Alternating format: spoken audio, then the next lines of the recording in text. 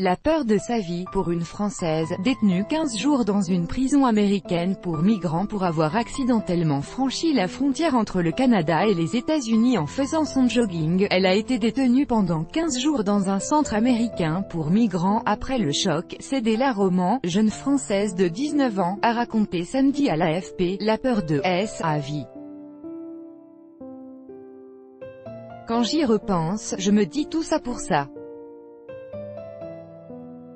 C'est un peu incroyable, dit la jeune femme qui peine encore à mettre des mots sur sa mésaventure, révélée par la chaîne canadienne CBC en pleine controverse sur la politique migratoire de l'administration Trump.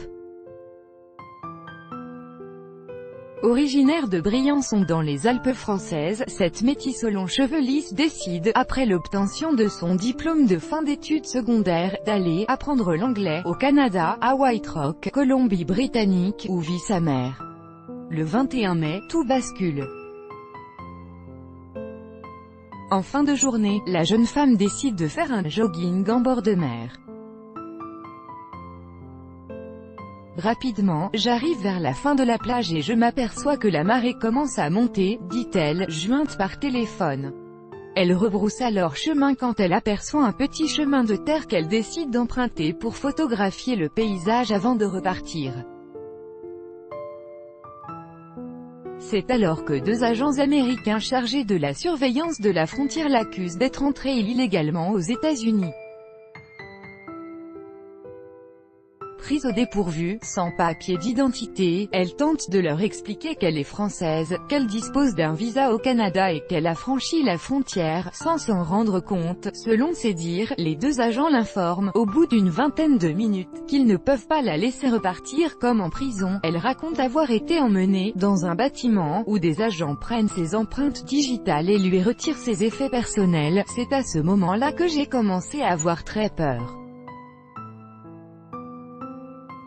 J'avais l'impression d'être une grande criminelle, dit-elle. Les agents la laisseront téléphoner à sa mère qui croit d'abord à une mauvaise plaisanterie. C'est lorsque je lui ai passé un des officiers qu'elle a tout de suite compris et qu'elle s'est mise à paniquer, détaille-t-elle. Cédella arrive dans un centre de rétention de Tacoma, État de Washington, Nord-Ouest, entre 1h et 2h du matin le 22 mai. Sur place, c'est le choc, je me retrouve en prison. Nous sommes enfermés en permanence et dans la cour, il y a des barbelés et des chiens. Pendant 15 jours, la jeune fille vit dans une grande pièce qui abrite 60 lits superposés et une centaine de migrants. On essayait de s'entraider, il y avait une bonne ambiance. Et voir des gens venus d'Afrique et d'ailleurs enfermés pour avoir essayé de passer la frontière, ça m'a fait relativiser mon expérience, dédramatise-t-elle. Sa mère qui, pendant ce temps, se démène pour la libérer, arrive sur place 2 jours plus tard avec le passeport et le visa de sa fille. Pour autant, Cédella n'est pas relâchée immédiatement en raison d'un imbroglio administratif. Selon elle, les États-Unis ont cherché à joindre le Canada pour avoir le plus d'informations sur moi. Mais comme je n'étais pas ressortissante canadienne, ça a pris du temps. Elle sera finalement libérée le 6 juin et retournera directement au Canada avant de rentrer en France une semaine plus tard. Si la jeune femme ne fait pas l'objet de poursuites judiciaires, elle assure néanmoins être interdite de séjour aux États-Unis.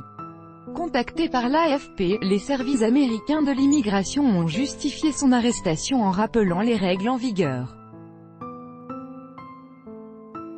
Il est de la responsabilité de tout individu se trouvant à proximité d'une frontière internationale d'avoir à tout moment connaissance de sa localisation pour s'assurer qu'il ne la franchit pas illégalement, a déclaré un porte-parole du Customs and Border Protection, CPB. Ce porte-parole a également appelé les personnes voyageant à proximité d'une frontière à conserver leurs papiers d'identité, à tout instant. Contactée par les médias locaux, l'Agence des services frontaliers du Canada, elle, refusait de s'exprimer sur ce cas spécifique, en raison de la protection des renseignements personnels.